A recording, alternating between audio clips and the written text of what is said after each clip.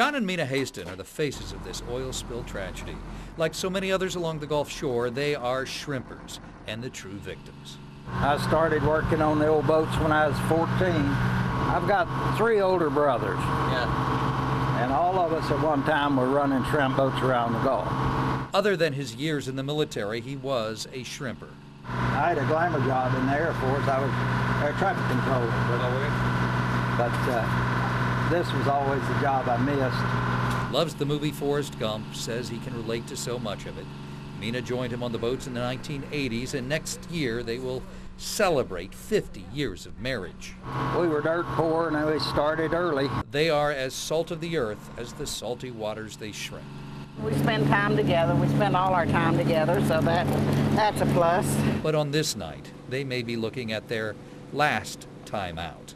The oil is moving in. 600,000 barrels a day.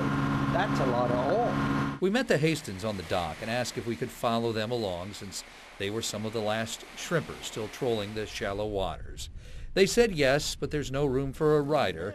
If you're coming along, you have to work. But when you're catching a lot of shrimp and working your butt off, that's fun. So I got to sort through the fish that came up in the nets looking for shrimp, jumbo shrimp.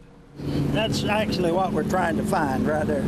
Through the night, net after net is brought out of the water. What isn't a shrimp goes back into the sea. See this right here? Yeah. That's the business end of him right there. And it goes on all night long. Oftentimes, the later it gets, the better the shrimping gets. Shrimp seem to be a nocturnal fish. Oftentimes, they might be out all night, not coming back till the morning. We talked a little about the oil, about the spill, about how it's affecting them.